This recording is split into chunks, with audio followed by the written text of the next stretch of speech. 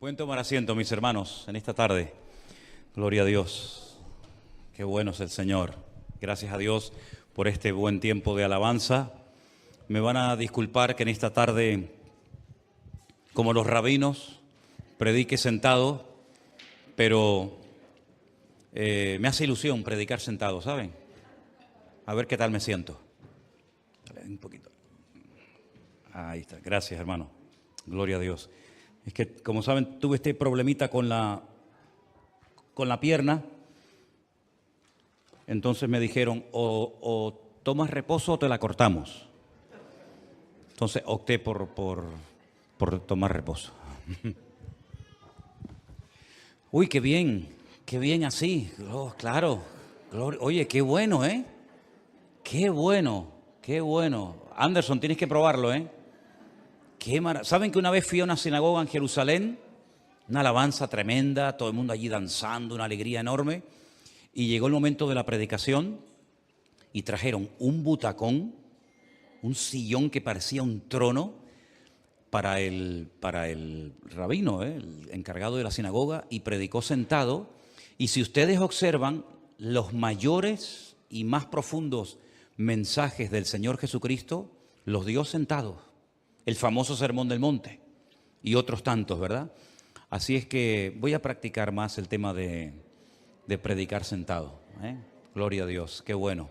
Oramos un momentito, hermanos, al Señor. Vamos a poner este tiempo de estudio de la palabra en las manos de nuestro Dios. Los jueves queremos dedicar un tiempo a estudiar la Biblia. Espero que todos hayan traído su Biblia o que por lo menos la tengan en su teléfono para poder seguir las lecturas en esta noche. Bendito sea tu nombre, Señor. Gracias por este precioso tiempo de alabanza y de adoración que nos has permitido tener, en el que hemos sentido tu presencia, hemos expresado nuestro deseo de amarte, de adorarte, de servirte. Queremos pedirte ahora, Señor, sabiduría para exponer la palabra y también sabiduría para comprenderla, retenerla y sobre todo llevarla a la práctica. Gracias, oh Dios, por esta oportunidad tan linda que nos das de estar aquí en este lugar alabando y glorificando tu nombre y aprendiendo de ti, de tu palabra. En el nombre bendito de Jesús. Amén y amén. Se está hablando mucho en estos últimos días acerca de la situación de nuestros hermanos en Afganistán, ¿verdad? Qué imágenes tan terribles, ¿eh?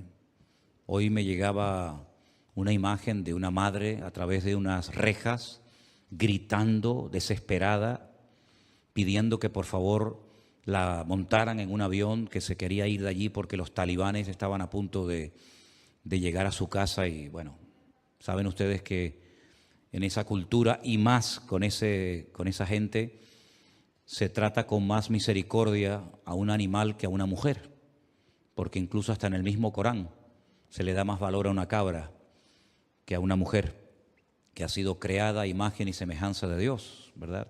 Y que ha tenido el privilegio y tiene el privilegio de poder dar a luz hijos, y una de ellas tuvo el inmenso y maravilloso honor de parir nada más y nada menos que al Mesías, al Señor Jesucristo.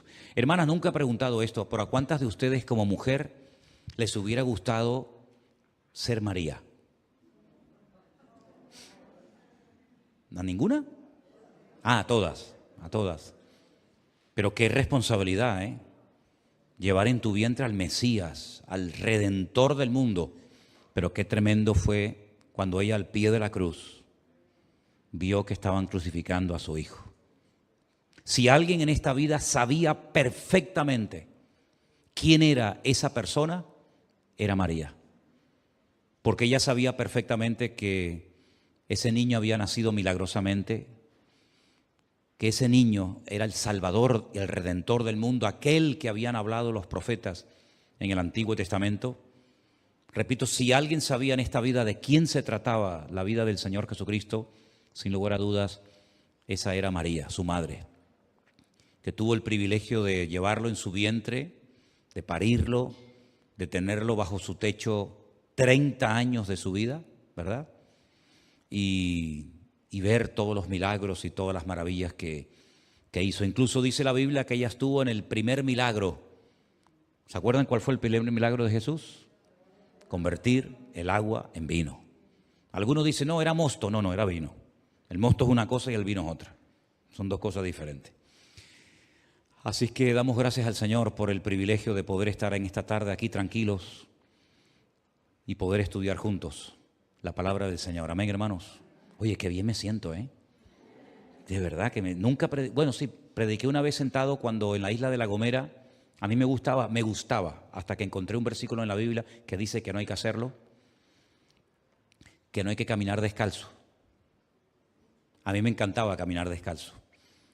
Y un día en La Gomera, caminando descalzo, llamando a Elena para que viera un perro muy bonito que pasaba por la calle, salí corriendo y me di con la esquina de la mesa en el dedo pequeño y me lo partí. Y prediqué unos días en La Gomera sentado. Pero me gusta predicar sentado, ¿eh? Está bueno. Bueno, hermanos, vamos a abrir la Biblia por el Evangelio de Mateo. Y lo que vamos a estudiar en esta tarde es el primer llamamiento. Porque el domingo estudiamos y vimos el último llamado y el último profeta. Ahora vamos a ver el primer llamado y el primer profeta que aparece después de 400 años de silencio. El Antiguo Testamento se cierra con Malaquías y con su paquete profético. 4 capítulos que nos hablan acerca de cómo Malaquías intentó durante su corto ministerio despertar al pueblo, sacudir sus conciencias, para que se dieran cuenta de que ya habían sido probados de muchas formas, de muchas maneras, y habían salido siempre victoriosos y bendecidos, y ya habían vuelto del cautiverio, pero otra vez habían bajado a la guardia y otra vez estaban volviendo a cometer los mismos errores que habían cometido sus antepasados. Y el profeta Malaquías, que fue el último profeta que habló al pueblo de Israel, su objetivo era despertarlos para que volvieran otra vez a estar activos en el servicio al Señor, que no cayeran en religiosidad, en monotonía. Y así se cierra el Antiguo Testamento, con las palabras del profeta Malaquías, y hasta 400 años después, nunca en todo ese periodo de tiempo, ningún hombre, ninguna mujer habló en nombre del Señor. Eso fue realmente algo sorprendente, porque nunca había habido tanto silencio de parte de Dios para con su pueblo. Siempre venía algún profeta, o varios, pero en esta ocasión Dios decidió guardar silencio y que ellos dependieran única y exclusivamente de la palabra escrita, que ya por cierto estaban todos los libros del Antiguo Testamento escritos. Entonces pasan 400 años y algunos se preguntarán, ¿y qué pasó en esos 400 años? Bueno, cayó el imperio de los medos persas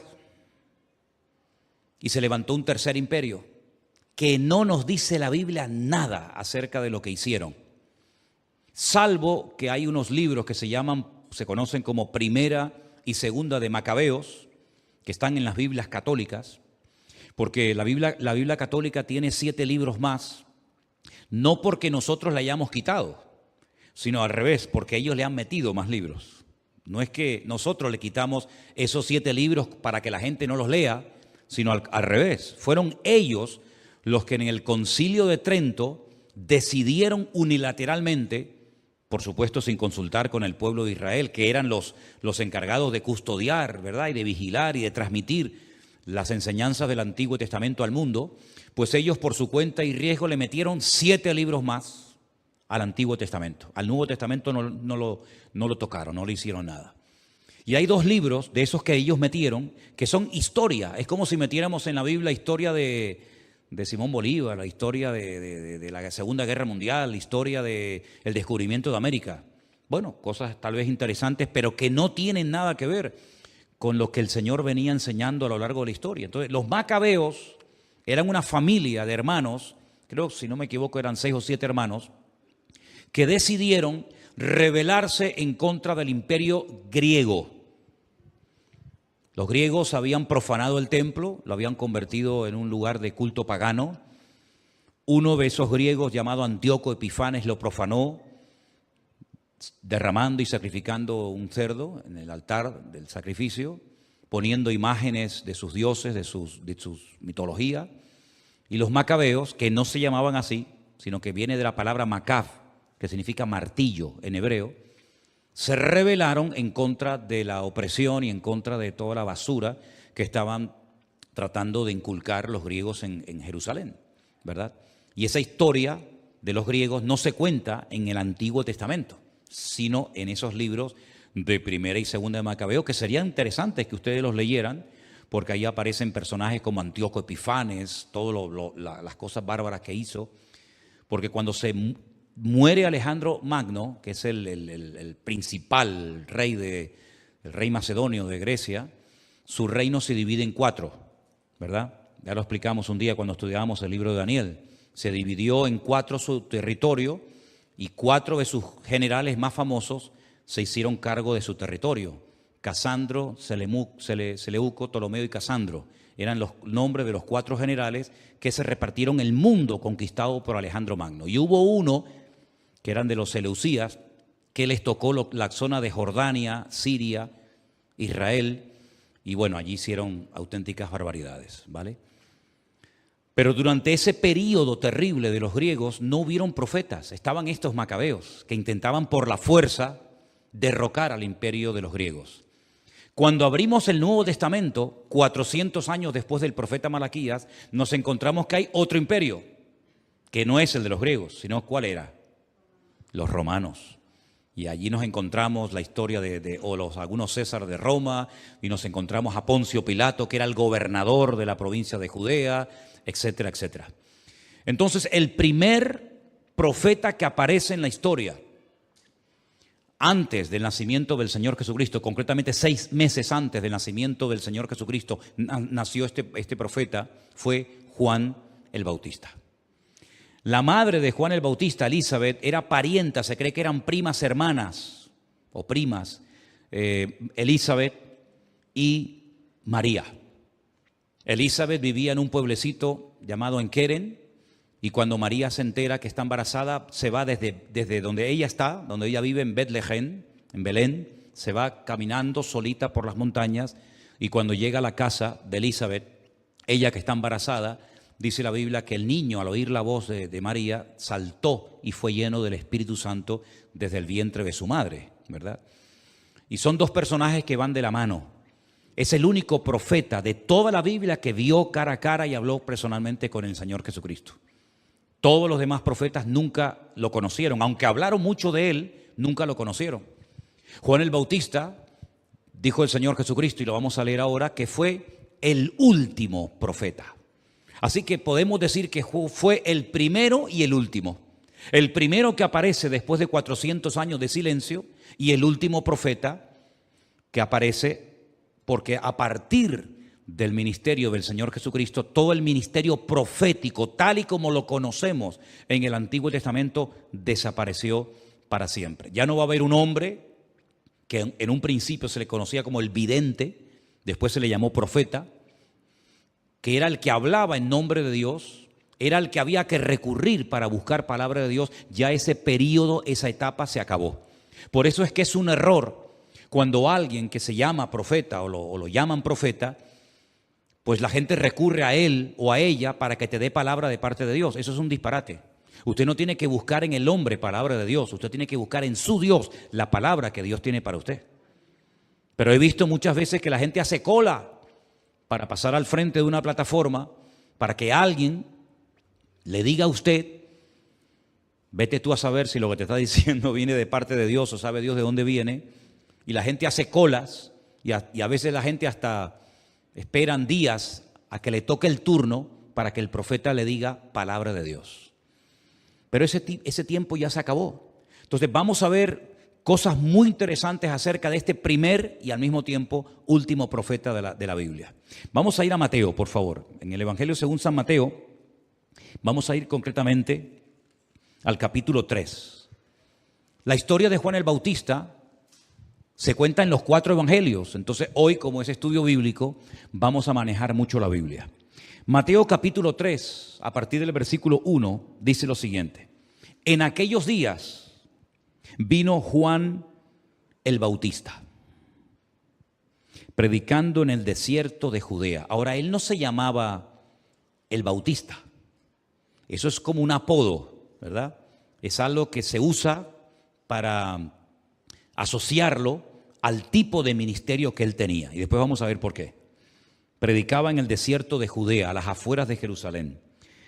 Y este hombre predicaba lo siguiente: arrepentíos porque el reino de los cielos se ha acercado. El Antiguo Testamento termina con Malaquías llamando al pueblo al arrepentimiento, a la búsqueda sincera de Dios, y empieza el Nuevo Testamento con otro profeta llamando al pueblo a lo mismo, al arrepentimiento.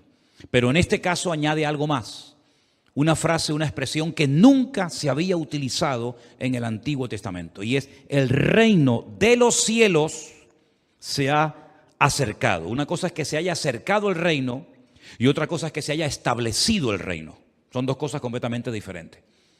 Este tema del reino de los cielos, el reino de Dios, es tan importante que la mayoría de las parábolas que el Señor Jesucristo enseñó y compartió eran referentes al reino. Dice: el reino de los cielos es semejante a... Y constantemente el Señor Jesucristo en su ministerio está haciendo referencia a un reino, no al reino de David, no al reino de los reyes del Antiguo Testamento que se traspasaban el cargo, el puesto de padres a hijos, de generación en generación, sino de un reino diferente, del reino de los cielos, el reino de Dios. Hasta tal punto es importante este tema del reino, que es el gobierno de Dios, ¿verdad? La soberanía de Dios. Que Él, cuando enseña a orar a sus discípulos en el Padre Nuestro, hay una parte en la que dice: venga tu reino. Fíjense lo importante que era para el Señor su reino, el gobierno, que cuando enseña a orar, dice: ustedes tienen que anhelar, ustedes tienen que pedir que el reino, que el gobierno de Dios venga a vosotros.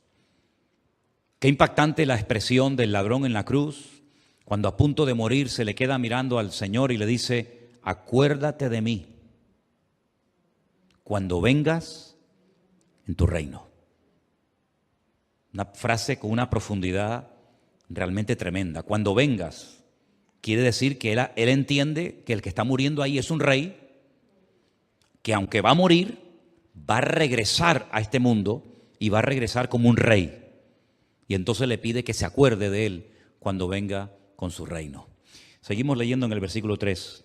Pues este es aquel de quien habló el profeta Isaías cuando dijo: voz del que clama en el desierto, preparad el camino del Señor y enderezad sus veredas. Juan el Bautista dice que él es el cumplimiento de Isaías 43, de aquella palabra profética: voz del que clama en el desierto, preparad el camino del Señor y enderezad sus veredas. Esas palabras, Juan el Bautista dice que se escribieron hablando de su ministerio, hablando de su persona. Ahora describe Mateo cómo iba vestido, su apariencia. Dice que estaba vestido con pelo de camello, tenía un cinto de cuero alrededor de sus lomos y su comida era langostas. Pero ojo, no las langostas que nos gustan comer. No, porque estaba en el desierto. Los bichos esos, los insectos, ¿saben? No la otra, la que tiene las antenas, que esa está muy rica. ¿La han probado? Y que es muy cara. Dice que comía langostas y miel silvestre. Si algún día encontramos langostas de estas del desierto, echar un poquito de miel y fríelas un poco y pruébala y me dices después a qué sabe. Esa era la comida de Juan el Bautista. Qué interesante, ¿no? Así vivía el más grande de los nacidos entre las mujeres después del Señor Jesucristo, porque así lo definió el Señor. De los nacidos de mujer, el más grande. Cómo vestía y cómo comía ese hombre. Pues dice la Biblia que toda Jerusalén salía y toda Judea y toda la provincia de alrededor del Jordán, y eran bautizados por él en el Jordán, confesando sus pecados. Él estaba en el desierto de Judea. ¿Cuántos kilómetros hay desde el desierto de Judea hasta Jerusalén? Es un camino que he hecho docenas de veces. Hay exactamente hasta el río Jordán 30 kilómetros. 30 kilómetros cuesta abajo. Llegas a un momento que estás 400 metros por debajo del nivel del mar. Ese es el punto más bajo de la tierra. 400 metros por debajo del nivel del mar. Cuando vuelves a Jerusalén y subes a Jerusalén, tienes que subir esos 400 metros, ¿verdad? Y 400 metros más, porque Jerusalén está a 800 metros por encima del nivel del mar. La gente hacía este recorrido de ida y de vuelta para ser bautizados por Juan el Bautista, confesando sus pecados públicamente. ¿Qué te parece? Un interés tremendo, ¿no? Caminar tantos kilómetros, tanto esfuerzo para ir a ser bautizado. A esta gente había que darles un premio, ¿sí o no? Había que felicitarle, había que decir, gloria a Dios, qué valientes que sois. Qué bueno el esfuerzo que estáis haciendo de venir a ser bautizados, de confesar vuestros pecados, cambiar de vida. Mira lo que les decía a los que se iban a bautizar. Si eso se lo decía a los que se iban a bautizar, imagínate a los que no se querían bautizar, lo que les llamaría. Al ver él que muchos de los fariseos y de los saduceos venían a su bautismo, ¿qué les decía? Léalo conmigo. Generación de víboras, ¿quién os enseñó a huir de la ira venidera? ¿Te imaginas que ustedes vengan el domingo al culto y les diga, bienvenidos, generación de víboras? Ustedes dirán, pero bueno, este hombre, ¿esto qué es? ¿Esto qué es? ¿Cómo que generación de víboras? Si venimos al culto, venimos a escuchar la palabra, venimos a alabar a Dios. Pues esas eran las palabras que les dirigía Juan el Bautista a los fariseos y a los saduceos. ¿Cuál es la diferencia entre fariseos y saduceos? ¿Alguien la sabe? Porque a veces dice fariseos, saduceos y escribas. Luego no son lo mismo. El escriba era el que se dedicaba a copiar la Biblia. El fariseo era el que se dedicaba a enseñarla. Y el saduceo era el que se dedicaba a cuestionarla. En esta vida hay gente para todo, decía mi abuelo. El saduceo no creía en la resurrección, no creía en los ángeles, había un montón de cosas que cuestionaba. Tenían mucho poder, tenían mucho dinero, tenían mucha influencia, pero pura apariencia. Bueno, pues sintieron en su corazón irse al río Jordán a ser bautizados por este profeta raro, este profeta extraño, que encima les va a insultar cuando los vea aparecer por allí. Pues se iban a hacer ese recorrido, a confesar sus pecados. Y les decía algo muy interesante, haced frutos dignos de arrepentimiento. El Señor nunca le pidió a nadie que hiciera frutos dignos de arrepentimiento, es decir, que demostrara que estaba realmente arrepentido, porque el Señor ve el corazón. Y el Señor sabe si estás o no estás arrepentido. Amén, hermanos. Pero Juan el Bautista les decía, bueno, ¿ustedes quieren cambiar? Ustedes dicen que están arrepentidos, porque les recuerdo que el bautismo de Juan no era para dar testimonio de que te has convertido, como es hoy en día el bautismo cristiano, ¿verdad? Que te conviertes, naces de nuevo, decides seguir al Señor Jesucristo como tu Señor y Salvador personal y luego como testimonio público te bautizas. En aquel tiempo ese bautismo no era para eso. En aquel tiempo era una demostración de que estabas arrepentido y que estabas dispuesto públicamente a confesar tus pecados, pero Juan el Bautista como que no se fiaba mucho. Y le decía, hagan frutos dignos de arrepentimiento. Es decir, hagan algunas cositas, de hecho le sugiero algunas, para yo ver si realmente ustedes están arrepentidos. Ahora, más adelante, en el versículo 13, este hombre que predicó, se calcula que más de 1 año y medio no llegó su ministerio, fue un ministerio muy corto, pero muy intenso, pues tiene un privilegio, y vamos a leerlo. Entonces Jesús vino de Galilea, Galilea está arriba en el norte, bien arriba, y vino de Galilea Juan al Jordán para ser bautizado por él. Es un camino más o menos como de 1 semana, 5, 6, 7 días caminando para ser bautizado. ¿Qué te parece? Desde Galilea, caminando por aquellos caminos polvorientos para llegar al río Jordán a ser bautizado. El río Jordán es la frontera natural entre dos países. Hoy en día se llama Jordania e Israel. Pero en aquel tiempo, al otro lado del Jordán, estaba Moab. Y Moab es un país muy conocido en la Biblia porque surgió de una relación muy rara y muy extraña que mantuvieron unas chicas con su padre. ¿Se acuerdan ustedes la historia? Dice que cuando Lot sale de la ciudad de Sodoma y Gomorra, sus hijas, creyendo que es el único hombre que queda en el mundo, es su padre, lo emborrachan y se acuestan con él. Y la mayor queda embarazada y la menor también queda embarazada. Y una tuvo un hijo que lo llamó Moab y otra lo llamó Amón. Y de ahí vienen los moabitas y los amonitas, ¿verdad? De las hijas de Lot que tuvieron relaciones con su padre Lot. Y ese país se llamaba Moab. Y de allí vino una vez una moabita muy conocida que se casó con una israelita. ¿Cómo se llamaba aquella mujer moabita muy conocida? Que incluso hay un libro en la Biblia que tiene su nombre. Ruth, efectivamente. ¿Que se casó con quién? Con un señor llamado Booz, que era un terrateniente, un hombre muy rico, un hombre que tenía muchas tierras, que se enamoró de ella y se casó, ¿verdad? ¿Y de quién era hijo Booz? De una cananea muy famosa, que practicó la prostitución durante muchos años, que se llamó Rahab. Fíjate tú, el hijo de Rahab, Booz, se casa con Ruth, y Ruth se queda embarazada y tiene un hijo que se llamó Obed. Y Obed tiene un hijo que se llamó Isaí. E Isaí tuvo 7 hijos y el más famoso fue David. Y del rey David, de la tribu de Judá, viene nada más y nada menos que el Mesías, el Señor Jesucristo. Qué historia, ¿no? Qué bonito es conocer la historia y qué bonito es ver cómo el Señor poco a poco va poniendo a cada uno en su sitio y mostrándonos el plan general, ¿verdad? Que ahora nosotros lo podemos conocer y entender. Ahora podemos mirar atrás y decir, mira, lo que pasó en el jardín del Edén cuando el Señor expulsa a Adán y a Eva y le enseña a presentar sacrificios de animales y después con lo de la Torre de Babel y el diluvio con Noé y la liberación de la esclavitud en Egipto y todo eso son como los eslabones de una cadena, ¿verdad? Como las piezas de un gran puzzle, de un gran rompecabezas, hasta llegar a completarse el cuadro y ahí aparece la figura nada más y nada menos que de nuestro Señor Jesucristo. Y ahora el Señor Jesucristo que vive en Galilea, por eso le llamaban el Galileo o los Galileos, ¿verdad?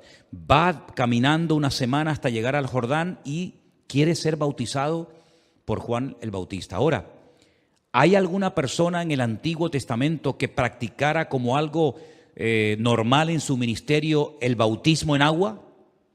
No. Hay un ejemplo, hay un caso en el Antiguo Testamento de un hombre al que se le pide que se sumerja en las aguas del río Jordán para que su lepra desaparezca. ¿Quién era aquel hombre? Naamán, un sirio, un general que tenía lepra, y entonces va a visitar al profeta Eliseo que vivía en Jericó. Jericó está al lado del río Jordán. Si cruzas la calle y te da el río Jordán allí y Jericó está aquí, ahora hay una carretera, ¿verdad? Es el Valle del Jordán. Y le dice, ve a zambullirte 7 veces en las aguas del río Jordán. En esa parte del río Jordán, que hemos estado muchas veces, incluso nosotros hemos hecho bautismos allí también. La última vez fue un montón de hermanos de Colombia que los bautizamos. El agua está muy sucia, el agua está muy turbia, no es como al principio, donde nace el río Jordán, que es agua limpia, muy bonita, transparente. Ya el río ha recorrido ya prácticamente todo el país y va arrastrando los sedimentos. Y es un agua muy turbia, porque esos sedimentos son los que alimentan al Mar Muerto. Y bueno, la riqueza del Mar Muerto ya todos la conocemos, ¿verdad? Y bautizarse en esas aguas es tremendo, porque sales con el agua está muy, muy sucia, muy llena de barro, ¿no? Entonces cuando llega este hombre dice, en mi país las aguas están más limpias que este río. Pero le dicen, tú sumérgete, sé obediente, no importa. Y dice la Biblia que cuando salió la piel era como la de un niño.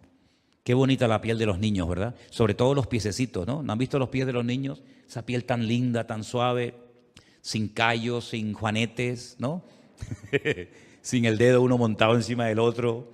Sí.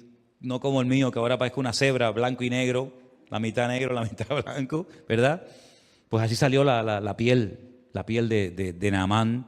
Y bueno, después sabemos todos el resto de la historia. En ese río se decidió bautizar el Señor Jesucristo. Juan el Bautista decidió, tal vez el Señor se lo dijo seguramente, que utilizara como señal de su ministerio bautizarse en agua. Ahora, esto para nosotros es como algo nuevo en el Nuevo Testamento. Pero los judíos de toda la vida han practicado lo que llamamos el mikvé. Mikvé es una piscinita, una bañera, donde una mujer, después de salir de su periodo menstrual, se tiene que sumergir para purificarse. Y cuando hay cosas que se compran, utensilios, para purificarlos, la costumbre es sumergirlos en agua. Y se cree que cerca del río Jordán, cerca del río donde bautizaba Juan el Bautista, de esa zona, había una comunidad llamada Qumrán, la zona de Qumrán, donde había un grupo llamado los esenios. Y los esenios eran personas como Masoreta, ¿no? Como personas que se dedicaban a copiar la escritura, a orar, a apartarse del mundo. Y ellos todas las mañanas se sumergían en agua y todas las tardes con la caída del sol se sumergían en agua como para purificarse y esperar la venida del Mesías. Y algunos creen que Juan el Bautista pudo salir de esa comunidad y practicar lo que para él era normal, sumergir a la gente en agua. Pero Juan el Bautista pone este acto a disposición de todos, no de una comunidad hermética, cerrada, que lo practica como algo habitual, sino que incluso a los soldados romanos les ofrece la posibilidad de ser bautizados en agua para arrepentimiento. Si nosotros no nos bautizamos para que el Señor nos perdone, nosotros nos bautizamos porque ya el Señor nos ha perdonado. Amén, hermanos. Es al revés. Pero, con todos mis respetos, la Iglesia Católica se quedó con el bautismo de Juan. Aunque bauticen a los niños en el nombre del Padre, del Hijo y del Espíritu Santo, la Iglesia Católica se quedó con la mentalidad del bautismo de Juan, que es bautizar al niño para que si muere no se vaya al limbo. Aunque algunos están en el limbo, aunque no sean niños, ¿no? Porque el niño, como no está bautizado, entonces los bautizan para que el niño no se vaya al limbo, ¿verdad? Sino que entre a formar parte de la iglesia. Ese era lo que hacía Juan el Bautista. Por eso cuando el apóstol Pablo en la ciudad de Éfeso, ¿se acuerdan? Se encuentra a 12 creyentes, les dice, ¿ustedes en qué fueron bautizados? Y le dice, nosotros fuimos bautizados en el bautismo de Juan. 25 años atrás había muerto Juan cuando Pablo les hace esta pregunta y les dice, vengan para acá, vamos a bautizarles otra vez a ustedes. Porque ustedes están todavía con esa mentalidad de Juan y estas cosas ya han cambiado. Y los vuelve a bautizar de nuevo. Y así empezó, ¿verdad? Con un pequeño grupo de una docena de hermanos, la iglesia en Éfeso. Pero vamos a ver cómo fue el bautismo de nuestro Señor Jesucristo. Estamos en Mateo capítulo 3, versículo 14. Juan se oponía y le decía, yo necesito ser bautizado por ti y tú vienes a mí. Pero Jesús le respondió, deja ahora porque así conviene que cumplamos toda justicia. Entonces le dejó. Y el versículo 16 dice, Jesús después que fue bautizado, subió luego del agua y he aquí los cielos fueron abiertos. Y vio al Espíritu de Dios que descendía como paloma y venía sobre él. Y hubo una voz de los cielos que decía, este es mi Hijo amado en quien tengo complacencia. Si dice esa voz, este es mi Hijo amado, quiere decir que el que está hablando es el padre de ese hijo, ¿sí o no? Porque si no diría, este es Jesús, este es mi hermano, él dijo, este es mi hijo, luego está hablando del padre, avalando, respaldando a su hijo. Ahora tenemos el concepto, ¿no? De que vino una palomita volando y se posó sobre la cabeza de Jesús. No, el Espíritu Santo vino como paloma, como si algo viniera revoloteando y se posara sobre él y además se notó que algo vino sobre él, esa unción, esa capacitación sobrenatural y ahí empieza el ministerio del Señor Jesucristo. Entonces lo bautizó Juan el Bautista. Hay muchas similitudes, hay cosas que se parecen mucho entre Juan el Bautista y el Señor Jesucristo. Por ejemplo, una de ellas, me di cuenta esta mañana, el ángel Gabriel, el arcángel Gabriel, que no aparecía desde los tiempos de Babilonia cuando se presentó al profeta Daniel, ¿se acuerdan? Se aparece a Zacarías, su padre, y le anuncia que van a ser padres. El ángel Gabriel se lo dice. Y curiosamente ese mismo ángel se aparece a María y le dice que va a quedar embarazada y va a tener nada más y nada menos que al Mesías en su vientre. Fíjate, los dos personajes que fueron anunciados antes de su nacimiento por el mismo arcángel, por Gabriel. Otra similitud que hubo entre ellos, bueno, que fueron durante mucho tiempo respetados, queridos, admirados y seguidos, y los dos murieron violentamente. Por ejemplo, Juan el Bautista, ¿saben cómo murió, verdad? Lo decapitaron, le cortaron la cabeza, ¿verdad? Y el Señor Jesucristo murió, pues, crucificado, así que no sé cuál de las dos elegir, si decapitado o crucificado. Bueno, casi mejor la cabeza, ¿no? Es más rápido, ¿no? Bueno, pues nada, si quieren esa, adelante, no hay problema. Hay muchas similitudes entre uno y otro. Pero lo curioso de esto, hermanos, es que Juan el Bautista tuvo un privilegio que ningún personaje en la historia tuvo. Que no solamente habló del Mesías, que no solamente profetizó del Mesías y preparó el terreno, sino que tuvo el privilegio de bautizar, de sumergir en las aguas a nuestro Señor Jesucristo. Eso es un privilegio, hermano, realmente extraordinario. Fíjense qué impactante, aunque fue muy corto, ya digo, no llegó 1 año y medio, el ministerio de Juan el Bautista, que tanto Mateo, Marcos, Lucas y Juan hablan de Juan el Bautista. Hay 2 versículos que me gustaría que leyéramos en esta tarde. Voy a pedir a un hermano que me lea, por ejemplo, Lucas 16:16. Y pero no me lo pongas ahí, sino yo quiero que lo busquen en la Biblia. Y otra persona que me busque Mateo 11:14. Quiero que vengan aquí, el que vaya a leer Lucas y el que vaya a leer Mateo. Por ejemplo, ¿quién tiene ya el versículo de Lucas 16:16? ¿Alguien lo tiene ya listo? Sí, adelante, vente Sonia. ¿Y quién tiene el de Mateo? ¿Alguien tiene Mateo 11:14? ¿Quién? Sí, pues venga. Lucas 16:16. Yo te lo aguanto. La ley de los profetas era de los profetas. La ley y los profetas, perdón, era hasta Juan. Desde entonces el reino de Dios es anunciado y todos se esfuerzan por entrar en él. Amén. La ley, lo que enseñó Moisés, y los profetas, que es todo el Antiguo Testamento, hasta aquí llegó. Fue un sistema, fue un instrumento tremendamente poderoso y usado por el Señor, pero tuvo un principio y tuvo un fin. La ley y los profetas, aquí termina, hasta Juan, porque dije que paradójicamente podemos hablar de que Juan fue el primer profeta del Nuevo Testamento y al mismo tiempo, en cierto sentido, también el último, ¿no?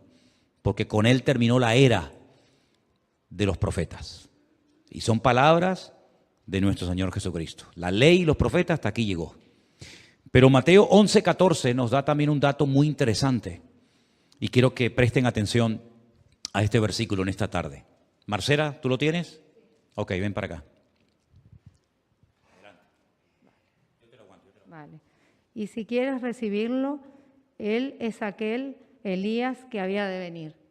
Si queréis recibirlo, si quieren entender, él es, hablando de Juan el Bautista, ¿verdad?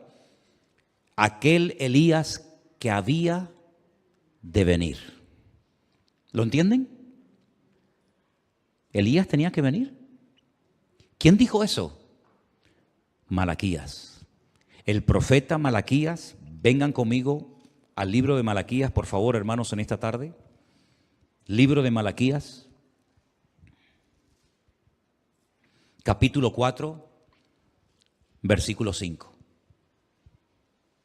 He aquí, yo os envío el profeta Elías, antes que venga el día del Señor grande y terrible. Por eso en Israel, que no tienen el Nuevo Testamento, los que no son cristianos evidentemente, están esperando que de un momento a otro aparezca el profeta Elías. Porque como leen que tiene que venir el profeta Elías antes de que venga el Señor, están esperando que venga el profeta Elías. Porque para ellos no ha venido. Sin embargo, el Señor Jesucristo, ¿qué dijo? Lo hemos leído esta tarde. Si queréis recibirlo, ahora si no quieren recibirlo, allá ustedes. Pero si queréis recibirlo, el Elías, el mensajero que tenía que venir, ya vino. ¿Y quién es? Este señor, Juan el Bautista. Por eso no te sorprende que cuando uno va a Israel, no en todos los viajes, gracias a Dios, pero de vez en cuando, una vez me pasó a mí una noche frente al Kotel Hamarabí, el muro de los lamentos. Yo estaba allí y de repente veo que se acerca a mí un señor que viene con una túnica, como en la época de Jesús, descalzo, con un pelo enorme, una barba gigantesca así, la llevaba casi en las manos, de lo grande que era, y se me acerca al lado mío y me dice, soy el profeta Elías. Y le dije, y yo soy Manolo Sierra. ¿Qué quiere que le diga? Y una de las experiencias más grandes y místicas que puede tener un judío es que se le presente el profeta Elías y le dé clases de Torá, clases de la ley del Antiguo Testamento. De hecho, hubo un famoso rabino, que yo leí su biografía, el famoso Arizal, que decía que cuando llegaban a la sinagoga o a su casa o lo veían por la calle hablando solo, como si tuviera una conversación con alguien, le preguntaban, ¿con quién estás hablando? Y dice, con el profeta Elías que ha venido a darme clases de Biblia. ¿Qué te parece? Porque están esperando que llegue el profeta Elías. Sin embargo, el Señor Jesucristo despejó esta duda. Esto no es una reencarnación, como una vez, hablando con un señor por aquí, me decía que Juan el Bautista era la reencarnación de Elías. No, la reencarnación no, porque la reencarnación no es bíblica, ¿verdad?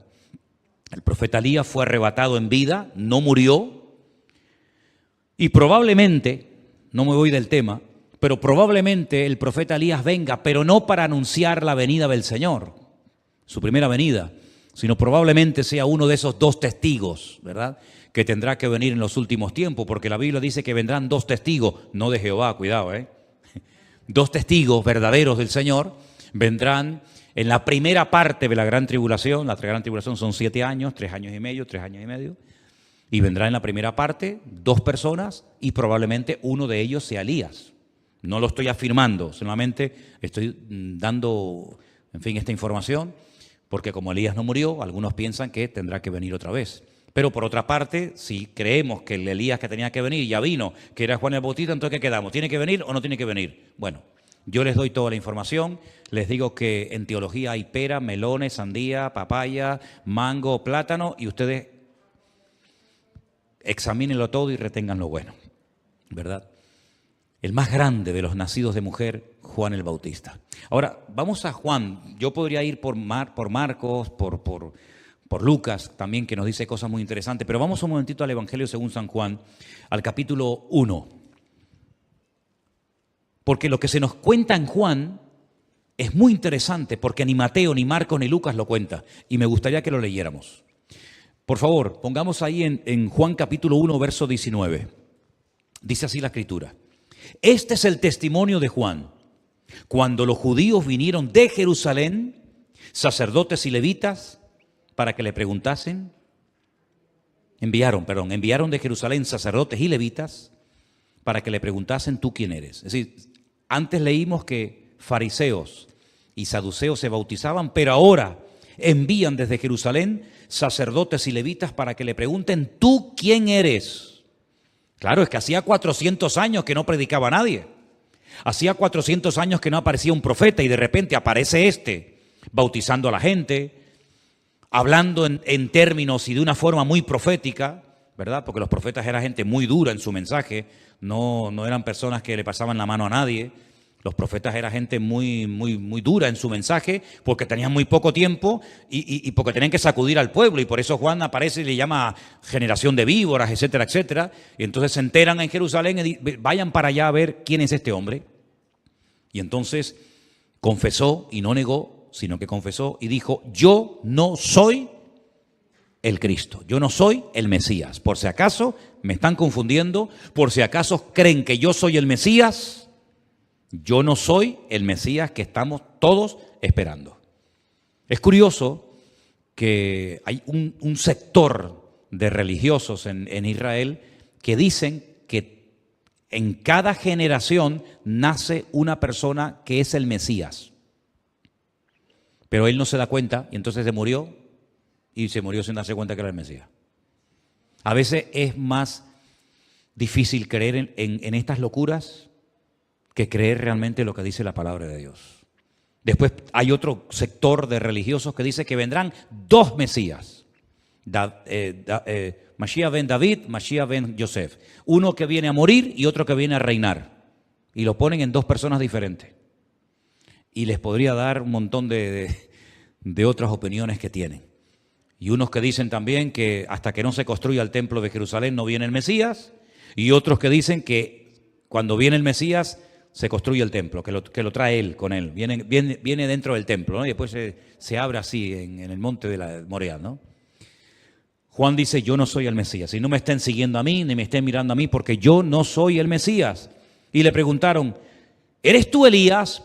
¿Por qué le preguntaron, ¿eres tú Elías? Lo entienden, ¿verdad? Lo acabamos de leer. Porque estaban esperando a Elías.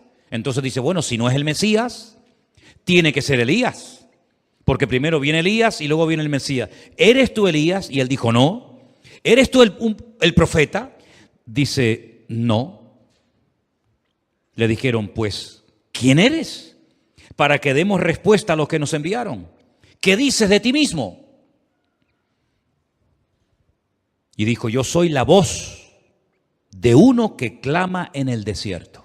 Y vuelve otra vez a citar Isaías 43, se lo apropia para su ministerio y dice, enderezad el camino del Señor, como dijo el profeta Isaías. Y los que habían sido enviados eran de los fariseos y le preguntaron y le dijeron, ¿por qué pues bautizas si tú no eres el Mesías, el Cristo, ni Elías, ni el profeta? Juan les respondió y les dijo, yo bautizo con agua, mas en medio de vosotros está uno a quien vosotros no conocéis. En medio de vosotros, no en vosotros, sino en medio hay uno que ustedes no conocen, que dice aquí, este es el que viene después de mí, que es antes de mí. Ahí me imagino que los fariseos habrán dicho, ¿cómo? ¿Es antes o es después? ¿Qué quedamos? Es después de mí. Porque primero empiezo yo el ministerio, después él el suyo, pero al mismo tiempo él es antes de mí, porque él es el verbo hecho carne, y él no tiene principio ni fin. Ahí hay un juego de palabras que me imagino que más de uno habrá dicho, madre mía, no entendemos nada, del cual yo no soy digno de desatar la correa del calzado. Es decir, los rabinos le daban a veces el privilegio a sus discípulos de hacer ciertos y determinados favores para demostrar su amor, su apoyo a su rabino, a su maestro. Por ejemplo, el mismo Señor Jesucristo lo hizo en varias ocasiones. Le dijo, vayan a la aldea que está enfrente y desaten al pollino y al asna y me lo traen. Y si alguien les pregunta, ¿por qué están haciendo ustedes esto? ¿Con qué permiso? Dice, porque el maestro lo necesita. O les dice, vayan y prepárenme la Pascua donde vamos a celebrarla, ¿verdad? Había momentos en los que les daba la oportunidad a sus discípulos de hacer algo para demostrar su amor. Díganle a la gente que se sienten de 50 en 50 antes de orar y multiplicar los panes y los peces. Era una forma práctica de demostrarle los discípulos a su rabino, a su maestro, que lo amaban, que lo apoyaban y que, en fin, que estaban ahí en todo momento con él. Y tú fíjate que Juan dice que ni siquiera es digno de desatar de su maestro la correa de su calzado. Fíjate de quién está hablando. ¿De quién está hablando? Pues todos sabemos de quién, ¿verdad? Estas cosas sucedieron en Betabara, al otro lado del Jordán, donde Juan estaba bautizando. Y ahora viene algo muy interesante y con esto terminamos hoy.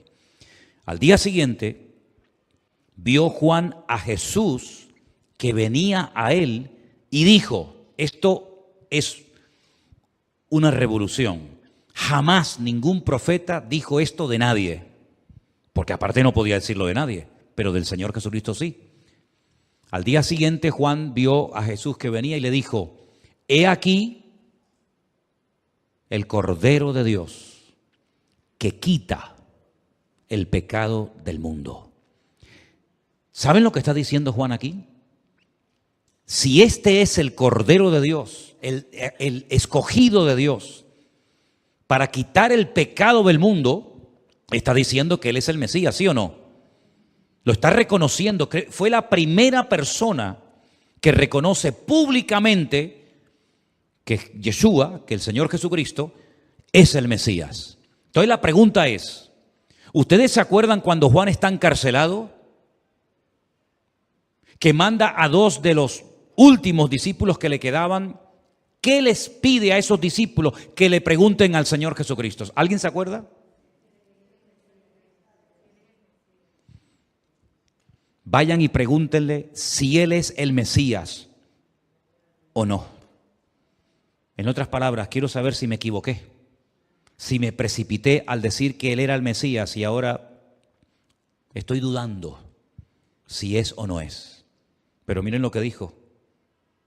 Miren lo que dijo. Cuando está cerca de Cristo, cuando le mira la cara, cuando se acerca a Él, no hay duda ninguna. Este es el Cordero de Dios que quita el pecado del mundo. Ahora no está cerca de Cristo, ahora está en una cárcel solo, siendo probado, y ahí es donde le patina la fe, si me permiten la expresión. Ahí es donde duda y dice, ¿será? ¿No será? Como yo no puedo ir. Yo estoy seguro que si Juan hubiera estado al lado de Cristo en ese momento, esa pregunta nunca se lo hubiera hecho al Señor. Porque ¿cuál fue la respuesta de Cristo? Díganle a Juan que los cojos caminan, que los ciegos ven, que los mudos hablan, que a los pobres se les está predicando el evangelio, cosa que antes nadie le prestaba atención a los pobres. Y díganle de paso también que bienaventurado aquel que no haya tropiezo en mí. Y no fue nunca a visitarlo a la cárcel, sino que murió decapitado. ¿Qué te parece? Si no quieres nunca dudar ni decaer, vive lo más cerca de la presencia del Señor que puedas. Porque en el momento en el que un hombre se separa 1 milímetro del Señor, la lía. Ya no es la misma persona. Mira a David. David con el arpa en la presencia del Señor, un fuera de serie.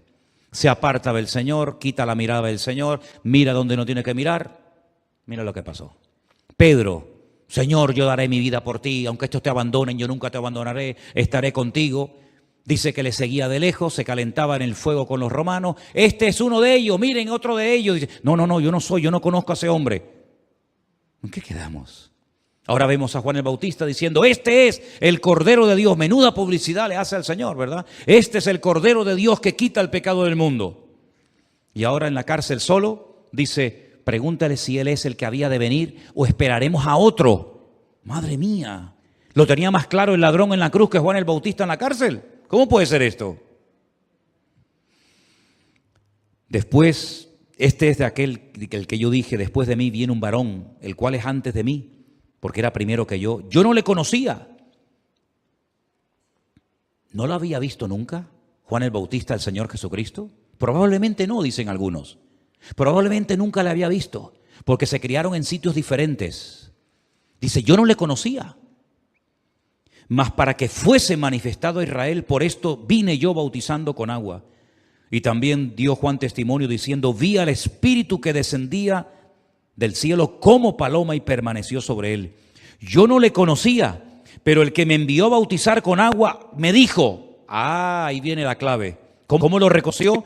Porque el que lo envió a bautizar, Dios, el Padre, le dijo, sobre quien veas de descender el Espíritu y que permanece sobre él, ese es el que bautiza con el Espíritu Santo. Y yo le vi y he dado testimonio de que este es el Hijo de Dios. ¿Cuántos dicen amén? Ahora imagínense Juan, todos los días bautizaba cientos de personas y todo el rato mirando a ver si descendía o no el Espíritu Santo. No, este no es. Oye, este tiene cara de bueno, vamos a ver qué pasa cuando lo bautiza. Este tampoco es, y el otro tampoco es, y el otro tampoco es. Tenía una revelación de Dios. La revelación consistía en que al que tú veas que desciende sobre él el Espíritu Santo y se reposa sobre él como paloma, ese es. Y entonces cuando él vio esa señal cumplida, él reconoció que era el Mesías. Es decir, lo vio, lo bautizó, habló con él, vio al Espíritu Santo sobre él. Y hay un momento en el que dice, ¿será él o esperaremos a otro? Si estas cosas le pasaban a grandísimos hombres de Dios, como por ejemplo Juan el Bautista, que de los nacidos de mujer no ha habido otro más grande que él, imagínate lo que nos puede pasar a ti y a mí si nos apartamos 1 milímetro de los caminos del Señor. Si estos grandísimos hombres de Dios, que llegaron a unos niveles espirituales tremendos, les pasó lo que les pasó cuando se apartaban, se enfriaban, se despistaban de las cosas del Señor, ¿qué cuidado tenemos que tener nosotros hoy en día con nuestra vida, con nuestra relación con el Señor, de no perder ni un momento la mirada del Señor? Como dice la Biblia, cuidar vuestra salvación con temor y con temblor, no sea que nos deslicemos. Amén, hermanos. Oramos en esta tarde a nuestro Dios y le damos gracias al Señor por el ejemplo de este grandísimo hombre de Dios que al final de sus días selló su ministerio entregando su cuerpo como sacrificio vivo delante de Dios. Lo decapitaron y pasó a la historia como un grandísimo varón de Dios. Que el Señor nos guarde y nos ayude a todos y a cada uno de nosotros a mantenernos firmes cerca de su corazón, de su palabra, pidiéndote a ti cada día, Señor, que nos ayudes, que nos sostengas de la mano, creyendo que tú nos vas a cuidar, creyendo, Señor, que en este tiempo en el que estamos viviendo tú cuidarás a tu amada iglesia y que habrán luchas, pruebas, dificultades, persecuciones y tantas cosas. Pero tú has prometido estar con nosotros aunque andemos por valles de sombra y de muerte, sin temor alguno, porque tu vara y tu callado me infunden, me transmiten aliento. Gracias, Señor, porque tú nos cuidas y ayúdanos a cumplir con nuestro ministerio y a sellarlo como tú quieras que lo hagamos, pero siempre apegados a ti y a tu palabra. Gracias por tu palabra en esta tarde, la atesoramos, la valoramos y pedimos, Señor, que siempre la amemos con todo nuestro corazón como a ti te amamos. En el nombre de Jesús. Amén y amén.